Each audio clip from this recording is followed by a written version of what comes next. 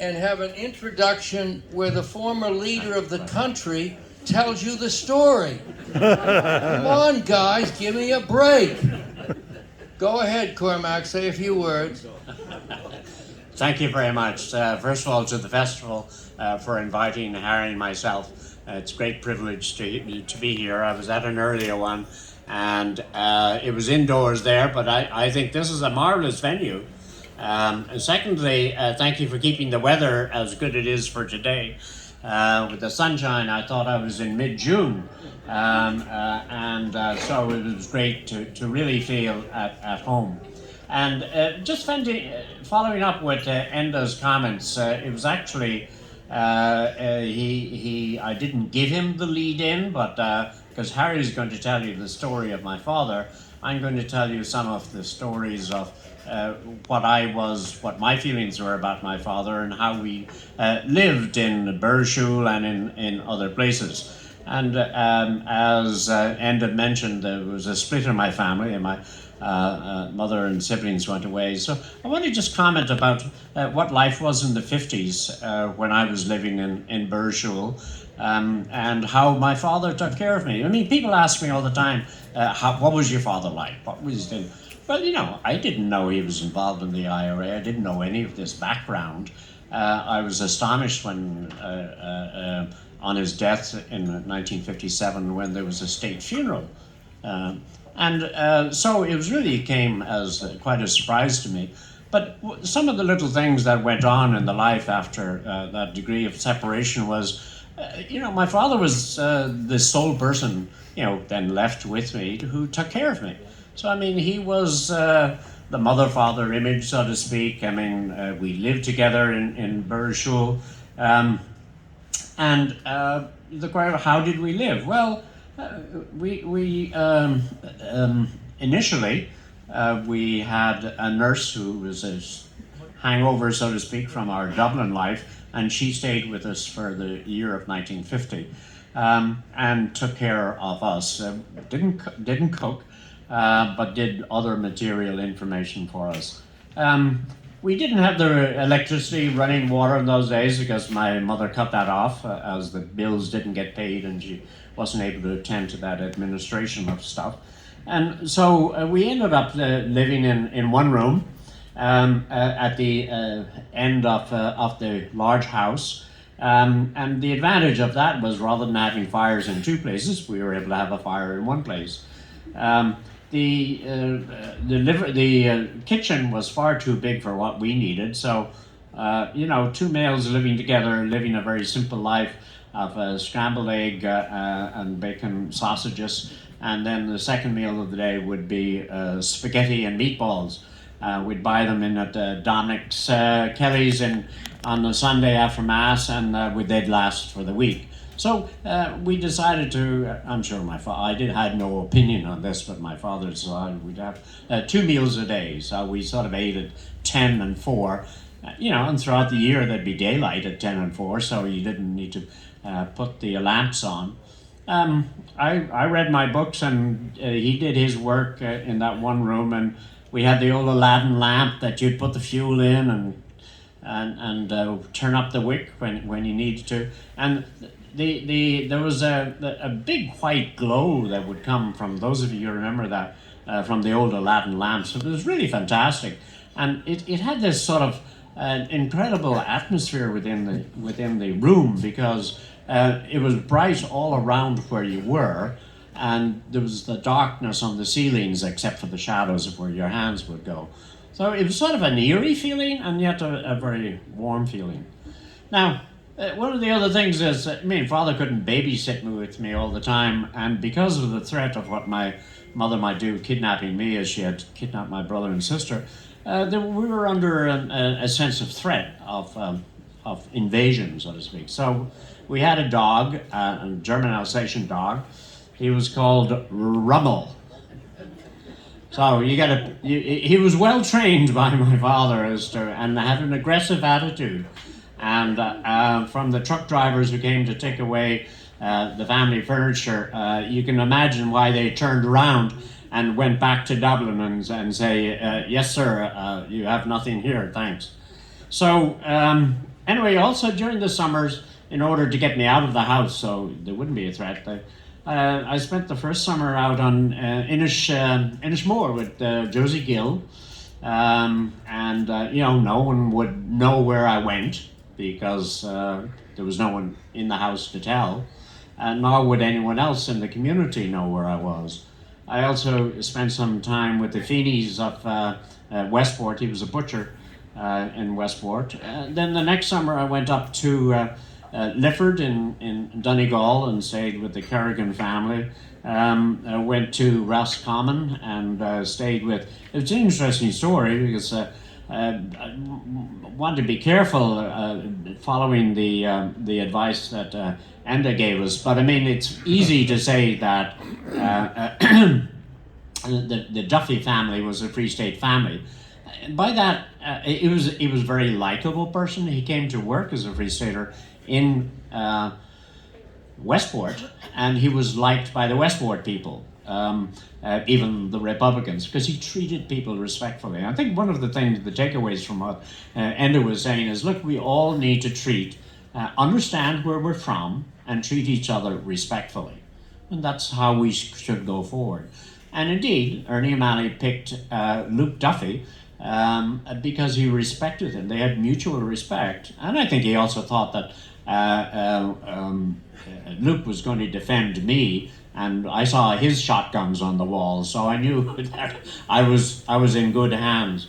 I also went down to the Fitzpatricks in Tipperary and the Johnny Raleigh in Limerick. So my own little youth, in a certain sense, you might remember from Irish history that in the clans of old there was a fostering out system. Where, in fact, for security for the children as well as for other rationale, people went to live with other relatives or people. And it was one of the ways of forming bonds, of getting to know different communities, and having a sense of what the entire nation was about. And so I think that was partially what my father was doing. Then, of course, did I go to school? Yes. The schools that he chose, no one else knew where I was. And I remember John Ford tried to send me a present at one time. It was a Victrola letter, and he wrote my father for the address for my school so he could send it. And father said, no, just send it to me, and when he comes home, he'll have it. So his habit was, again, total security for me, give me this blanket of being protected. And, another little story, I remember when I was at Willow Park, this man, I didn't know how sick my father was, but I knew he'd had a heart attack.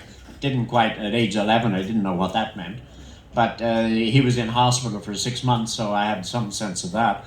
And when he got out, we went off to live in England, and he got into a friend's house and had a bed there for 3 or 4 months. The next year, though, I was a day student. He bought a flat in Dublin, rented a flat in Dublin, and so that I could come out from the weekends to help take care of him. And he wasn't too good on the fact that I played sports. He never attended any of the sports, and apparently he found out one day that I played rugby. Anyway, that was sort of an amusing thing, but he did know that I liked the movies. And there's a very touching story which I was not conscious of at the time, but he went down to the Messbull Theatre, and we stayed waiting in line in October 1954 for the Disney movie which had just come out about the desert. And he knew he was going to get a cold because it was cold and wet, but he stood there and took it in the way that Enda said that he'd taken the experience when he was on the run. And sure enough, we went back after the movie, and he was in sick for 2 weeks. So I mean, that was the man that I knew, that he loved me, that he supported me, that he gave me everything that I had. We talked about Ireland. He took me to Paris to learn French. He took me to the Aran Islands to learn Irish. So he was supportive of everything that I needed to do, apart from coming to my games. But look, that's only one part of it, and we'll have some questions later if you want to ask questions. But the other part of this the story is really Harry Martin telling the story of Ernie O'Malley. He's written an exceptionally fine book in a very personable style. He's gone through the entire, it's a life, as Enda said. So let me just tell you something about Harry. Harry is, one of his claims to fame is that he's the grandson of an Irishman from Galway. And I think one of the things that he gets from that Irish heritage is that verve and that diligence, that deep keel of strength and ambition. Strong ambition, and he inherited that, in my view anyway, from his grandfather. Harry went off to Harvard and Harvard Law School, had a career in a prestigious law firm, went into diplomacy for the United States government, climbed the world of banking and became a CEO for a bank in London, then an Arab bank in New York, and became a financial planner for significant well-to-do families in America.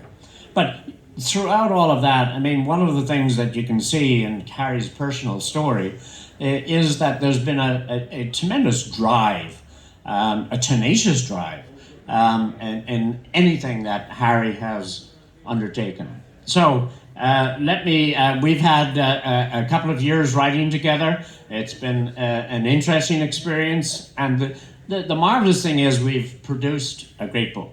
So without further ado, let me introduce Harry Martin.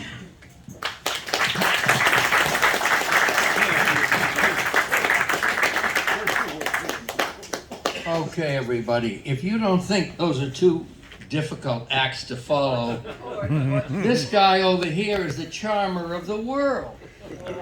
Come on. And I've got the wife telling me what to do. Cormac is really the keeper of his family's flame, and he's done a magnificent job putting archives together, getting books published, and he put up with me for 3 or 4 years, and you've already got a grasp of how difficult that was. Let's shift to Ernie O'Malley. Why is he worth writing about? And he's worth writing about for 2 reasons. One, he's a great war hero, and 2, he's a great writer and a great intellectual. But what goes deeper than that? What goes deeper than that is his perseverance and his courage and the fact that he never gives up.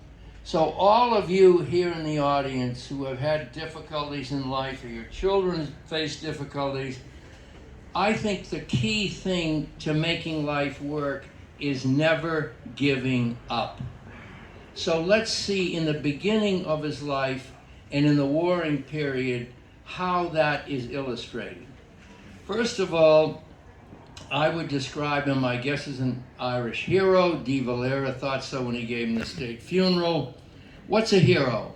One thing about a hero is that he doesn't think he is. He doesn't claim fame. He doesn't look for titles or promotion. Ernie never did that. So when he climbed out of his parents' house at the age of about 21 or 2 during the Rising and began firing on British troops with a friend's rifle, he wasn't thinking of being a hero. He was thinking of getting back at the Brits. And one of the things he had throughout his life was this fierce feeling that Ireland deserved its freedom. We're going to see later, and on this Cormac and I disagree, that I think that there's great strength, and this is almost always true of us in life, the thing that makes everybody thinks we're wonderful about is the obverse of something in us that isn't so great. And we'll talk about that when we get to the Civil War. So he goes out. Let's have the next slide. Oh, my friend here. What's your first name? German. Good to see you. Harry. Okay, here we have the organizer is going out from 1918 to 1919. He's being directed by Collins and Mulcahy in London, or rather in Dublin, and he's sent all over Ireland to train and develop military units. He's never had any military training. He's a Dubliner, and by the way, he's obviously an intellectual. And when he goes out to these places, the people, the elders don't like him. They think he's going to bring their children into death. And he has to sleep on the floor, and he has an old bike. He doesn't have a decent pistol, and he's doing this on his own. He's going from county to county, from the north down. And as he does this, he gets almost no encouragement. He gets no direct leadership because there's no communication from Collins and Mulcahy. He's totally on his own. Now that shows this quality that I think makes him so wonderful. Never give up. So when your child or your grandchild or even yourself is facing something, don't give up, okay? And he didn't. And so he went through this period of training, and Cormac in 1970, when he was just out of law school, came back to Ireland and talked to people like Sean Lamass and Peter O'Donnell. And here's what they said. Peter O'Donnell said, it was unbelievable. He was never afraid. He thought that odds of 10 to 1 weren't even enough for the Brits to beat us. And furthermore, he had an odd combination of being a momentary combat leader. That is, he seized the initiative, and he also wrote orders all the time. Now, to give you an idea of the personality, here he is out in Ballytrain in the north. Peter O'Donnell said, one day he said, the people know we're here, the IRC controls the area, but we've got to show them. So he put a pistol on each side of his body and walked around the town, and instead of arresting him, which they should have done, the RIC let him go because they were afraid of him. And later, the battalion commander said, you know, O'Malley went around here telling everybody that this was good for the IRA and good for the people, but it was damn bad for me, I'll tell you that. So here we have the young man as an organizer, and now it's about 1919 or 1920, just before the War of Independence begins, and he begins being a combat commander. And as a combat commander, he shows this unusual talent to do things that nobody else would do. He takes the Mayo barracks in Cork, which has a famous British Lancer regiment. Now, a British regiment, the officers and the non-com stayed forever. It was about 600 men, and they were an enormous barracks, and there was no way the IRA, no matter how bold they were, could beat them and take their weapons. And you all know better than I do, the IRA started this war with no weapons at all. All the weapons they got from the Brits. So he goes up to the door and says he has a note for the commanding officer. The guard is standing there with his rifle, and Ernie grabs the rifle, holds the guard up, lets the men in, and they take all the weapons out of the Mayo barracks. Now the sad thing is, and by the way, everybody talks about the atrocities from the Brits. The atrocities in wars like this go both ways. But in this case, as he was leaving with Liam Lynch and they're looking back, they remembered that the British colonel previously have said we weren't going to have retributions the way we used to. And of course, the town of Mayo was set in flames. A little after that, he's with Jerry Kiley, his orderly, or whatever they called him then, and the two of them are set on by about 12 British soldiers who are armed with rifles and are trying to kill them. And they kill 4 or 5 of them. Now, when we hear all about how many people have heard that Ernie O'Malley was a gunman, raise your hands. This is an Irish, come on. You've never heard that Ernie, of course you've heard that Ernie O'Malley was a gunman. the funny thing about this young man is that in the beginning, in his initial encounters, he felt that it was only fair, if you were going to have a shootout with somebody, to let him shoot first. At the second time that violence was on the scene for him, he's behind a stone wall with a bunch of guys. The IRC goes by, and they're ready to shoot them, and he wouldn't order the shooting. So that he was called a gunman. Actually, he was reluctant to kill and only pulled into it by the force of war. Okay, then we get to the end of the War of Independence, where he became the head of the 2nd Southern, which is 7,000 men. At the age of 23, he was called, and the IRA had a curious way of doing things. They would inflate the titles, okay? So Ernie O'Malley, 23 years old, with no military training, is a Commandant General of the 2nd Southern Division. Okay. Then he's sitting, now this is a point where almost everybody disagrees with me. And if by the end of the next 3 or 4 minutes, anyone agrees, I really want you to, and particularly a lovely lady like this who's smiling. She's encouraging me. You know, after these 2 introductions, the poor little man from America needs some support. Okay, now here's my point. Ernie O'Malley is sitting in Tipperary.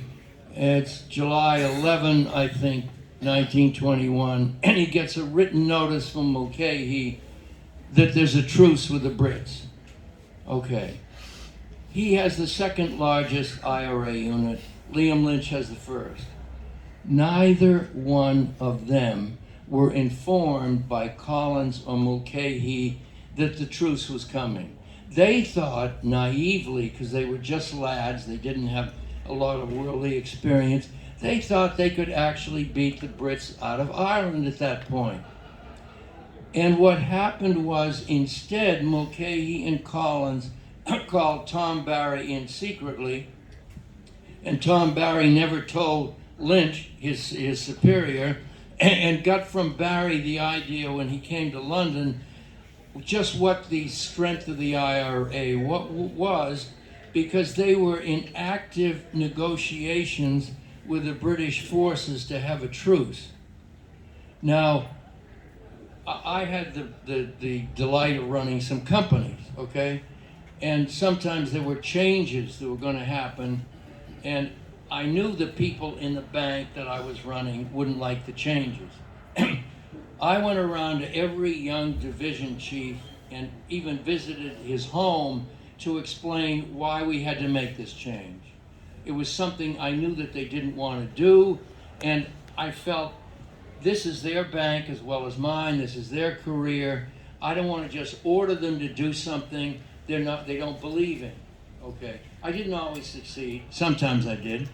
And nobody told these 2 lads. So now we're going from the War of Independence, we're going to the Civil War, okay? And we're going to the Truce Treaty period.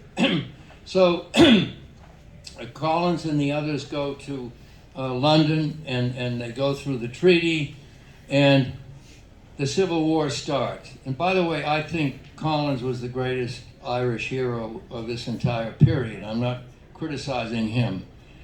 And here we have, by August of 1922, we have Limerick City taken, the Kilmallock Triangle, all the southwest ports, the entire transportation system of Ireland is taken over by the Free State. The church supports the Free State. Business supports the Free State. And about 70 to 80% of the people, fed up with the war and what happened to their businesses and their families, support the Free State. And there's Ernie and Liam, who control about 80% of the IRA forces at that time.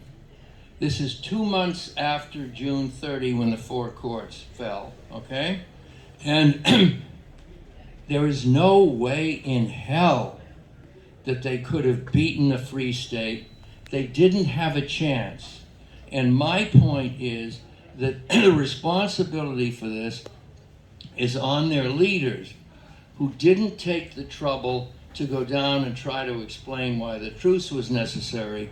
And Mulcahy and Collins, much more sophisticated and worldly than they were, knew that the British had India to worry about and all its other colonies, and they could never give complete freedom. They were also, you may think I'm a turncoat because I really believe in these young men, but they also didn't understand that the Brits had all of these demobilized men from the First World War, and if you can believe what they said anyway, they would have unleashed a terrible war on Ireland. And the Irish, no matter how courageous they were, bravery is wonderful, but bravery can't overcome absolute overwhelming forces, and they couldn't beat the Brits out of Ireland, and they couldn't get Britain to give them complete freedom. And if they had realized, and you can tell Ernie, who's running the Northern and Eastern Division, he couldn't put 100 men together. Everybody was being arrested. And so my point is that civil wars are terrible. No one knows that better than America. We had 750,000 people were killed in our Civil War. And if you look at our terrible politics now, we're still fighting it 150 years later. So we know how awful civil wars are. And my point is that this country has gone through, even though, and I don't want to say only, but there were about 2,500 lost in the War of Independence and about 2,500 lost in the Civil War.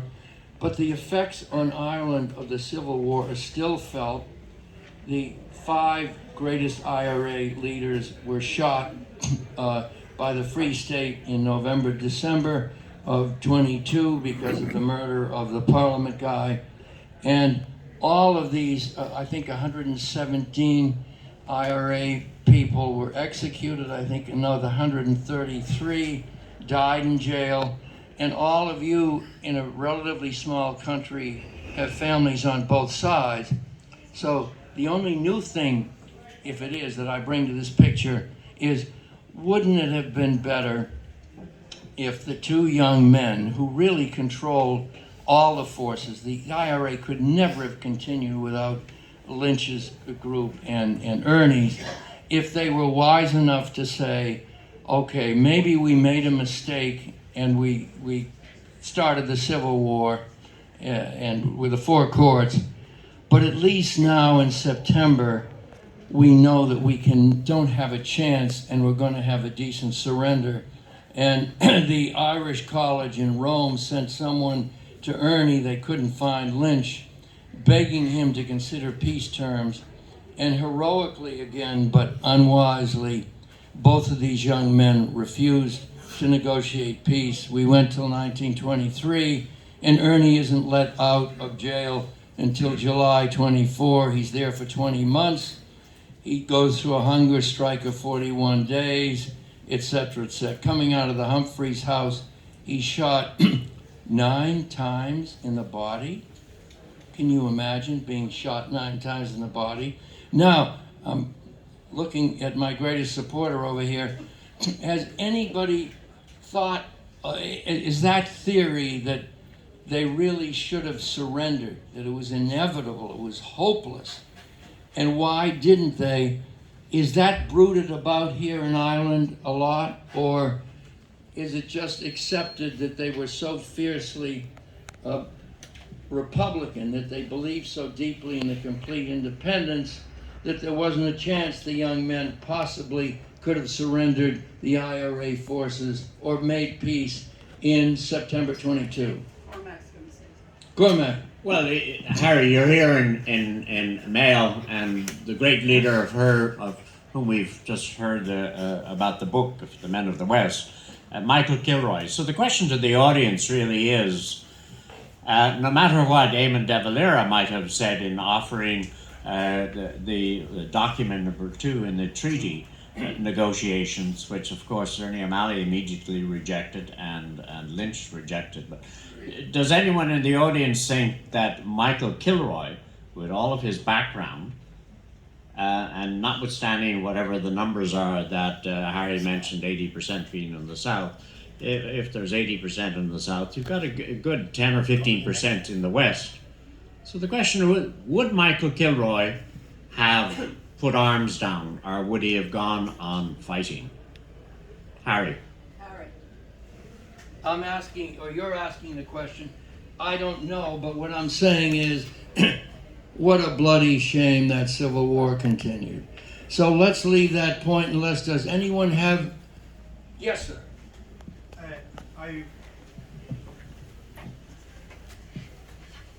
Just step this way a little bit. You and I are about the same age here. Not easy to move around. Actually, I'm writing my book, my father's book at the moment, and it will be published on the 29th of this month.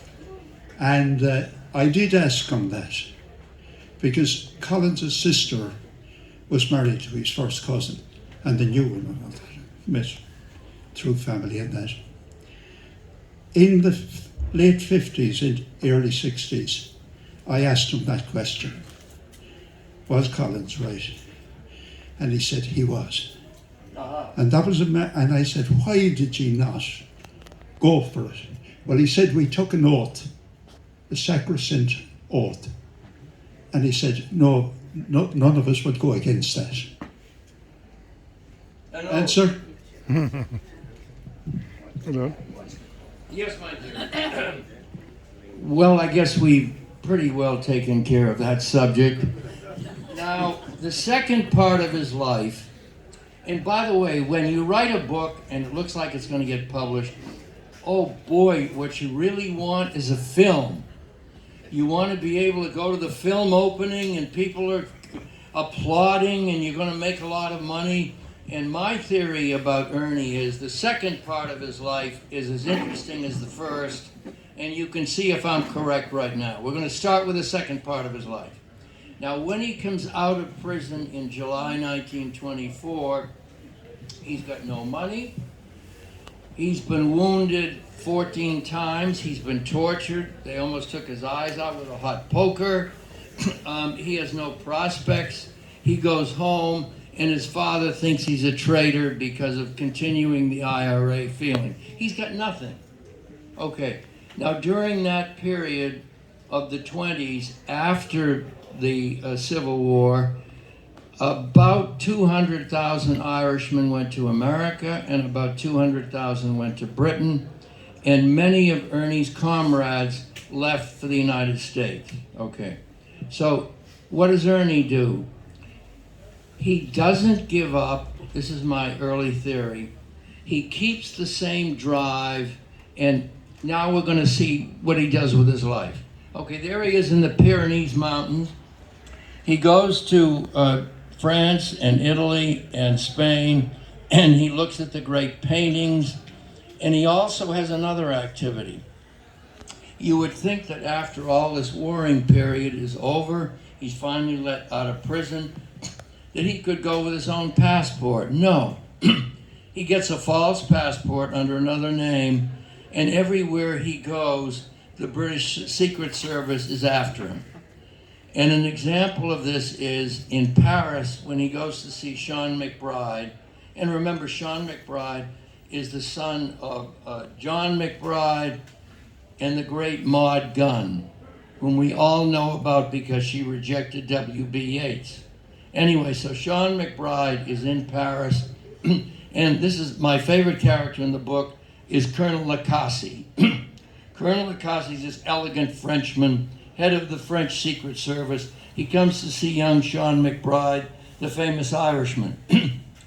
Now, he says, McBride, what about your friend O'Malley? He's over here. What is he doing? McBride says, I have no idea what he's doing. And Lacasse said, don't you? We know what he's doing. He's General O'Malley, the military advisor to the Catalan separatists and the Basque separatists, and they have a group of people just outside Paris in Fontainebleau, and they're going down to seize Spain next Saturday on the train. Would you please dissuade them from this ridiculous venture? So Ernie is still General O'Malley. All right, he comes back to Ireland. My friend, this is a little ahead of thing, but what happens is, because he is still General O'Malley, and because he hasn't lost his drive, and he's still in the game, De Valera asked Ernie and Frank Aiken to go to the United States and raise money for the Irish press. And they do, and they spend a year doing it, and you would think that this young man who was shy and a little awkward would have a hard time doing that. No. Here's an article from the New York newspaper in November 1928. It was the greatest, thank you, my dear. It was the greatest social Irish event ever held in the city. The band came in playing the Soldier's Song. General O'Malley led the crowd, and everyone applauded. Okay, so then he raises the money, and he goes out to the west, and now we see his new career and his new life. He becomes an intellectual. He always was all the time. And he starts meeting the American creative leaders of the country. And when he does, I have no doubt that the fact that he was still General, and when I say he was still General, everybody called him General O'Malley, and helped him a lot. But he got to know these people so well that 10 years later, John Ford came to him and asked him to help him make The Quiet Man in, what was that, Galway, on the edge of Galway and Mayo. Kong, right. So he gets to know these great American intellectuals. He goes down to Mexico where he looks at the painters there, and a poet named Hart. Oh, that was the fellow. I still can't say Taoiseach. Prime Minister is easier for me. Taoiseach. And he becomes the intimate friend of many leading American intellectuals. He goes to Taos, New Mexico, where there's an artist colony with Georgia O'Keeffe. Next one, my friend. He looks at Indian dances and becomes an expert on the Indian culture. Shoot. He meets in Mexico City Hart Crane, who says, I met the most engaging, sincere, direct person of my life. Ernest O'Malley by name, a redhead who was shot 14 times and not missed. He and I drink all night and look at frescoes. So he had this ability to create this intimacy with these people. Shoot. Aha. Okay. Cormac, forgive me if I say that Ernie was a great creative man. We haven't got to his book yet. He was a great supporter of the arts in Ireland. He was certainly a military hero. But one thing he didn't understand was women. There may be some men in the audience who think they're great fellows out in the world, but if we asked their wives how much they really understood women, we wouldn't want to hear there's a man shaking his head right there. We wouldn't want to hear the answer, would we, guys? Well, that was Ernie O'Malley, and who did he meet? Oh my God. Next one. I like to say about this photo, everybody, if you were a young man up on a roof courting this girl and she said jump, you'd say, which side? So there is Cormac's mother. By this time, she's 28 years old. She knows more about the outside world, more about men than Ernie ever will know about women. And she's been the junior champion tennis player of America. She's a sculptor. She's been to Russia. She's taken dance in Greece. And she meets him, and her father is a very rich man. And he and his wife have eligible young men in New York to their Greenwich estate. And they just married off Helen's younger sister, Blanchette, to the most eligible bachelor in America, John D. Rockefeller III. They married another one to John Marquand, one of the great novelists, and here comes Ernie O'Malley. And within 10 minutes, he and her father are shouting at each other because her father asks him about the American Indians, and Ernie launches into an attack on the United States. But this girl, who has known some interesting people all over the world and is very confident, says, "This is the first guy who's ever stood up to my powerful father." Now, it took him, good old Ernie, it took him a year and a half of courting. And in the beginning, his letters read Helen Hooker, and they were signed Sincerely Ernest O'Malley. But by the end of the year and a half, he was writing, "Dear Pussycat, I feel all warm inside when I think about you. What can I say except I love you, but that's not news anymore." So for some reason, this guy was lucky enough to be chosen. They got married and they go to Dublin. And while in Dublin, they become leading young intellectuals. Here we have a story that happens in life a fair amount. We have two incredibly attractive, powerful young people who have done a lot in life by this time, each one of them. And they have this great attraction and they get married. But what they don't know, this happened to me in my first marriage, what they don't know is how different they are. And they don't know that the character differences and the personality differences aren't going to last necessarily. So let's go on. Give me the next one. Okay, here they are. Now they have 3 children, and they're in Burrishoole. Just look at dear little Cormac there. He's got red hair. He's looking up at his father. Eitan is his sister. Cathal, did I get it right this time? Cathal is his brother. And I think I'm going right to the tragedy. And again, there are tragedies on all sides. By 1950, the marriage is basically over. They both tried, and each one of them, Helen is a spendthrift and has lots of money, and Ernie came up in a family that had to watch pennies, and they had that difference. Helen was proud of her sexuality, and when Ernie started going to a different room to read at night, something I did at the end of my first marriage. And when I started reading that about Ernie, I felt like saying, "Ernie, you fool! The man gets mad, so he goes to another room all by himself? Does that work?"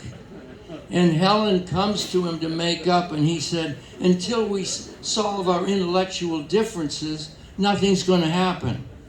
Well, something happens, okay, because the woman won't put up with it. So they both had these characteristics, and by the end of the 40s, the marriage was basically over, and Helen went back to the United States. Now here's the tragedy, like the tragedy of the Civil War, where there's no explanation. Ireland at that time, and maybe today, I don't know, somebody can correct me, had a rule that the mother could not take her own children out of the country without the written permission of the father. Does that still hold? It still holds. So the mother couldn't take her own children out, so she left by herself, and they're all in Burrishool under difficult circumstances because she's not keeping the money going, and she's supporting it. And Ernie puts the two older children, there they are on the left, in a school in Waterford, which is the Ring College. How many have heard of Ring College? A few of you. It's an Irish-speaking school, I believe. And now comes another element in the marriage. During the Dublin years, Helen got terribly involved with a theater group created by actors, and she got quite close to somebody called Liam Redmond, and actually his wife was close to her too. They lived 2 houses away, and she comes back to Dublin and I believe stays with the Redmond family, and Liam's wife feels that it's unfair that she can't have her children. So Liam and Helen rent a car, they drive to Waterford, and they say to the headmaster, look, we know that Ernie has strict rules about the children leaving the school, but why don't you come to lunch with us? And the headmaster comes to lunch with them. He goes to the loo for a minute. They run down to the car. They drive to Belfast. Her father has rented a private plane, and those were 1950. There wasn't a lot of private planes around. Flew them to the coast of France. Ernie alerted the authorities in France and was enough of a name, so they acted to try to find them. But instead of going to Paris, which most people would have done to fly to the United States, they took a train to Marseille, and from Marseille went, and when Helen took the two older children back to the Park Avenue apartment, all the newspapers were outside the door. She took them in by the back entrance. So what a tragic end. But meanwhile, one thing I haven't covered is what Ernie was doing during this period. Okay, my friend, there we go. Anybody know who that man with Ernie is? Jack Yates. Now, Ernie bought one of Jack Yates's paintings called Death for Only One for £50. He didn't have much money. He paid it in 5 10-pound installments. That painting sold in, was it Dublin or London? All right, for about 650,000 euro. And the largest Yates now go for 2 million euros. And Jack Yates is the most famous modern painter. And Ernie became his friend, and he sponsored and wrote the forewords for Jack Yates's exhibition in Dublin and in the Tate Gallery in London. So Ernie became a sponsor of the arts in Ireland. He was close to Evie Hone, as you mentioned earlier. And in addition, he wrote On Another Man's Wound. The last time I'm going to ask a question, how many people have read On Another Man's Wound? Okay. When I'm writing this book, Cormac keeps saying to me, why do you quote my father so much? Right? I said, I quote your father so much because he writes a hell of a lot better than I do. What can I do? It's a wonderful book, world acclaimed. The New York Times and the Herald Tribune give it credit. And Ernie is a full-class world intellectual. Okay, now we're in the last few years of his life. And he holds up the fort. Remember I told about never giving up? He's got Cormac living in different summer houses, and when we drove to Mayo, Cormac and I, from Dublin to do research on this book, Cormac stopped on the highway in Roscommon? I have trouble with all these names. And he said, I lived up there that one summer, so we had to live in different places. Ernie's friends still supported him.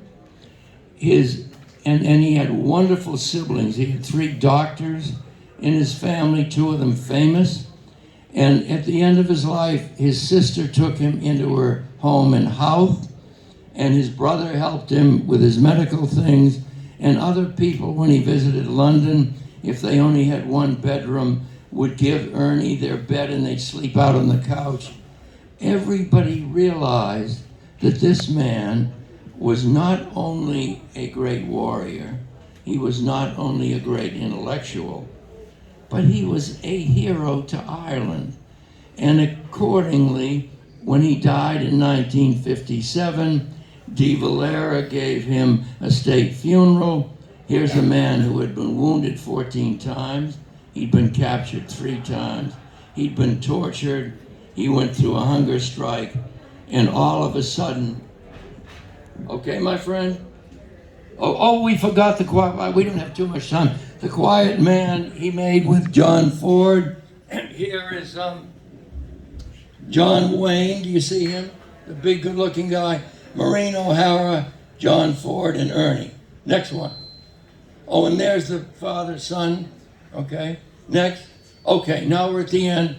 And there's De Valera and Sean Lamaze and Frank Aiken and one more, my young friend. Okay. Here's the funeral. So, if you persevere, if you're a war hero, if you deeply believe in yourself, and if you're just one hell of an Irishman, you will get an ending like this. Thank you, and by the way, thank you for putting up with me. I know I'm sort of an irascible old guy, but I love this man, and I did this partly for Dominic Martin, my grandfather, who came from Galway in 1890, and I would love to take some questions from you. And I'm going right over.